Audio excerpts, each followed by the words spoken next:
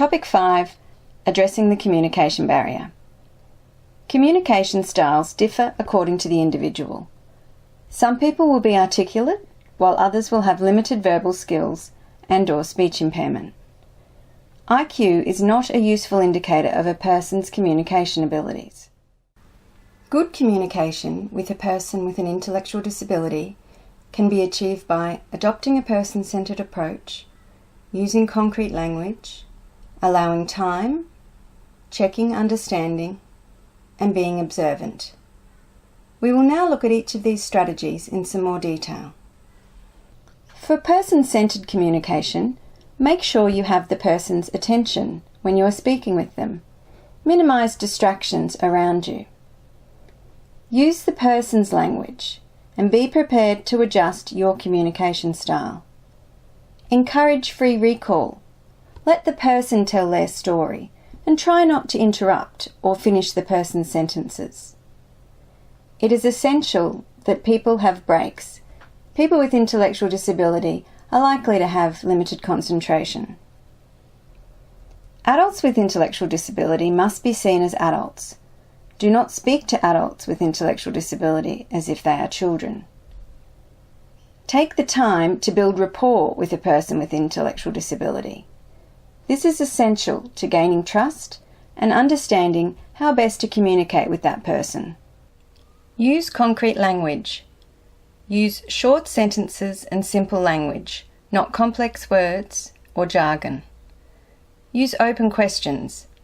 Ask questions such as who, when, where, and what happened. Why questions are more difficult for people to answer. Signpost conversations. Let the person know if you are changing the topic or starting again. For example, you could say, "Okay, that's all I need to know about your home. Now can we talk about your family?" Reinforce the important messages. Summarise the key points at the end of the conversation. Take your time. Explain things slowly, bit by bit, and don't rush. Discuss one idea at a time. Don't bombard people with too much information at once. Allow time for people to process information and be prepared to wait. With some people, you may need to wait an uncomfortable time to make sure they have had enough time to process the information and answer. Check for understanding. Give people permission to say, "I don't get it." Acknowledge this is hard stuff. For example, you might say, "I need to make sure I explain it properly, and please tell me if I'm not clear enough." If the person doesn't understand you, try using different words or methods. For example, simple drawings or diagrams may be helpful. If you have trouble understanding the person, tell them and ask them to tell you again. Be observant. Observe the person's behaviour, body language, and facial expressions. These may be saying something very different to their words. For example, someone might say they understand, but they may look anxious and confused. Be aware of masking behaviours. Many people with intellectual disability will try to bluff their way through a conversation rather than saying they don't understand, or they may indicate agreement when they don't understand or agree. Check that the person understands, but own the checking, or the person may think they gave you the wrong answer and may change their answer. For example, you might say, "I just want to check that I've explained this properly." Be mindful of compliance. Avoid closed questions with yes/no answers.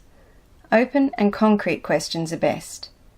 For example, instead of asking, "Do you remember when the doctor's appointment is?" ask, "When is your doctor's appointment?"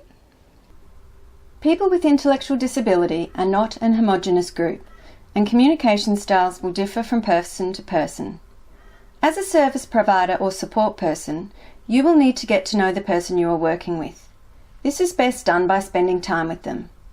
You may also consider engaging with people who know the person well to build your understanding of their individual communication style and needs. And remember, it is not the person's job to understand you. It is your job to understand the person. Thank you for listening to Topic 5.